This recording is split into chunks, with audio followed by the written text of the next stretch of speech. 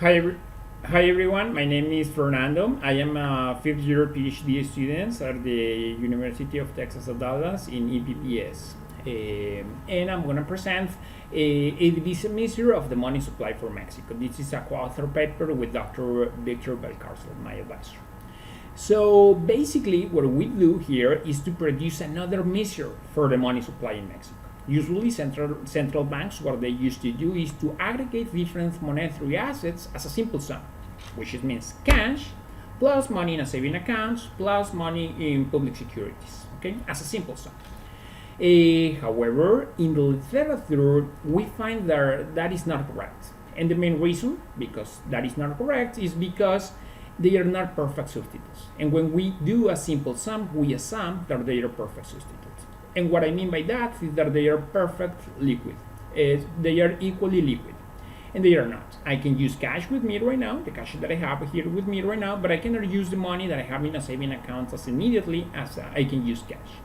As a result, considering that critique to the actual measure for the money supply, we're the first in producing another index, another measure for the money supply through the Divisia methodology.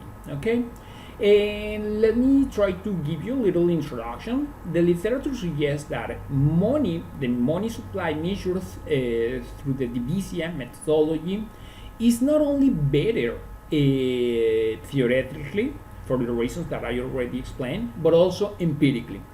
And it has been shown, especially for the US, that if we use monetary divisia as a monetary policy indicator, especially during the zero lower bond, when the interest rates they were pretty low, they were zero, divisia can work better as a monetary policy indicator than the interest rates, the short-term interest rate. Okay, more than that, it has been shown that if we use divisia indices,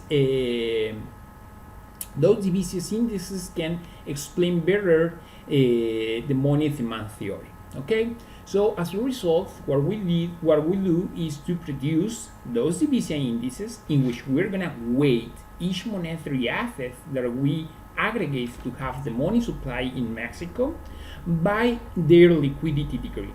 Okay. So how did we do that? Okay, so what we did is to collect some information regarding to the monetary assets that we are gonna add. Let's say cash, money saving accounts, money in public securities, their interest rates, their respective interest rates, and a benchmark interest rate.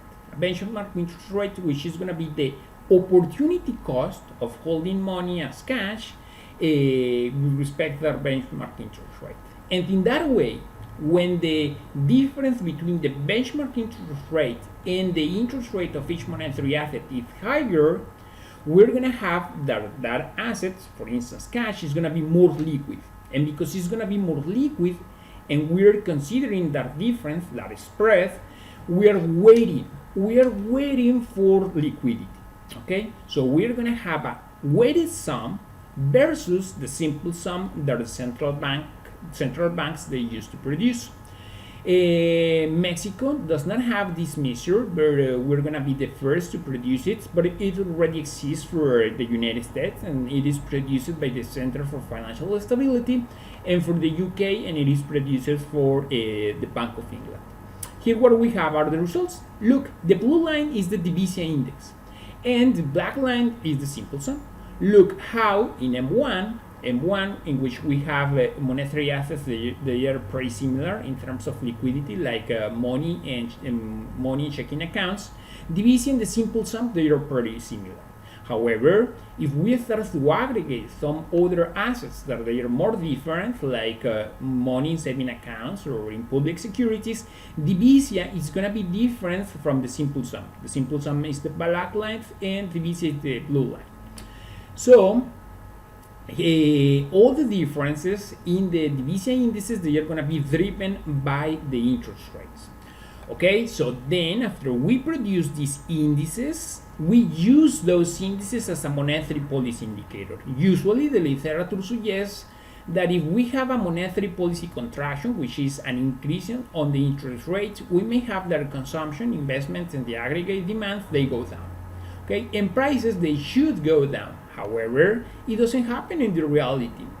And we say, if we replace this monetary policy indicator by our Divisia index, we may have that we can solve that problem. And look, here we have an increase on the short-term interest rate, and prices, they go up. Okay, here we are using the monetary policy indicator as the short-term interest rate. Here we use Divisia, and look, the response for prices is negative, or prices, they go down. In that case, we solve that price puzzle, the price puzzle that we have here. More than that, under another specification, if we use inflation instead of the price level, we find that if we have an increase on the short-term interest rate, the inflation rate goes up. However, if we use Divisia, the inflation rate eventually goes down, and that is consistent with the neo-Keynesian model.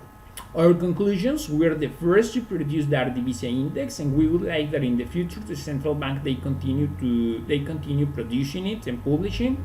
And we find that by using Divisia index as a monetary policy indicator, we can solve some pull-through responses on some economic variables, especially prices. I would like to thank to Dr. Vic for all his help and support.